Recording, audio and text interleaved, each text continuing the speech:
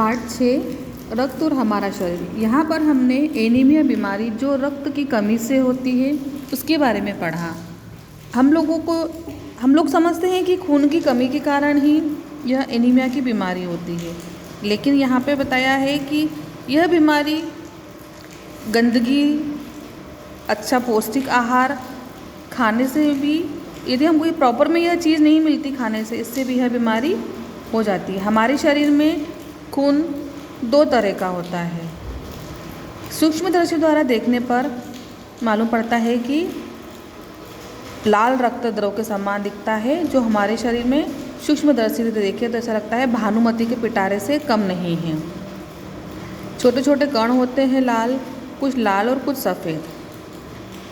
ठीक है, लाल कण शरीर में होते हैं और जो सफ़ेद कण होते हैं वो हमारे शरीर में किसी भी बीमारी को लड़ने के लिए तत्पर खड़े रहते हैं। जिस प्रकार बॉर्डर पे सेना के सिपाही खड़े रहते हैं, उस प्रकार सफ़ेद रक्तकण हमारे शरीर में किसी भी बीमारी से लड़ने के लिए वीर सिपाही की तरह खड़े रहते हैं और बीमाणुओं का काम करते हैं। चोट लगने पर रक्त जमाव क्रिया में मदद करते हैं।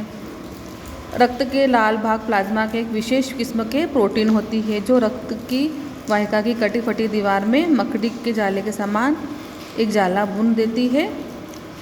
ऐसा कहते हैं कि ब्लड हम जैसे किसी को रक्त दान करते हैं तो उसके बाद हमारे शरीर में कमजोरी आ जाती है, तो यह बात गलत होती है। रक्तदान करने समय शरीर 300 मिलीलीटर रक्त ही लिया जाता है। प्रायः यह समझा जाता है कि रक्त करने से कमजोरी हो जाएगी। यह बिल्कुल निराधार मतलब गलत है। हमारा शरीर इतना रक्त तो कुछ ही दिनों में बना लेता है। वैसे भी शरीर में लगभग 5 लीटर खून होता है। इसमें से यदि कुछ रक्त किसी ज़रूरतमंद व्यक्ति के लिए जीवन दान बन जाए तो इससे बड़ी बात क्या हो सकती है। ठीक है, अब हमको लगता है कि शरीर में क्या एक ही प्रकार का खून होता है? नहीं, रक्त को 4 प्रमुख वर्गों में बांट दिया गया है। ज़रूरतमंद व्यक्तियों के लिए रक्त समूह की जांच होती है, उसके बाद ही रक्त को दूसरे व्यक्ति पर चढ़ाया जाता है। ऐसी आपात स्थिति के लिए ही अस्पतालों में ब्लड बैंक बनाए जाते हैं। किंतु इन ब्लड बैंकों को हम रक्त का भंडार सुरक्षित रखने के लिए हमको हर कुछ समय में रक्त का दान करना आवश्यक होता है। ठीक है, रक्तदान करेंगे तभी तो वहाँ पे रक्त इकट्ठा होगा और दूसरे व्यक्ति को जो ज़रूरतमंद लोग हैं उन्हें रक्त की आवश्यकता होती है तो उन्हें उसकी पूर्ति की जाती है।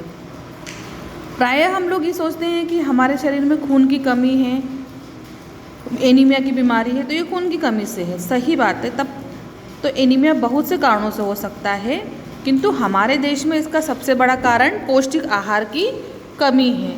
इसके अलावा इस रोग का एक और बड़ा कारण है पेट में कीड़ों का हो जाना।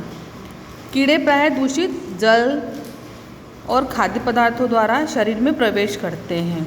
इनसे बचने के लिए हमें पूरी सफाई से बने गए खाद्य पदार्थों को ग्रहण करना चाहिए और भोजन से पूर्व अच्छी तरह से हाथ धो लें और साफ पानी का ही प्रयोग करें। ठीक है, एक किस्म के कीड़े भी हैं जिनके अंडे ज़मीन के ऊपरी भाग में पाए जाते हैं।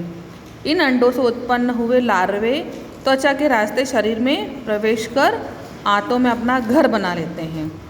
इनसे बचने का सहज उपाय है कि शौच के लिए हम शौचालय का ही प्रयोग करें और इधर उधर नंगे पैर न घूमें।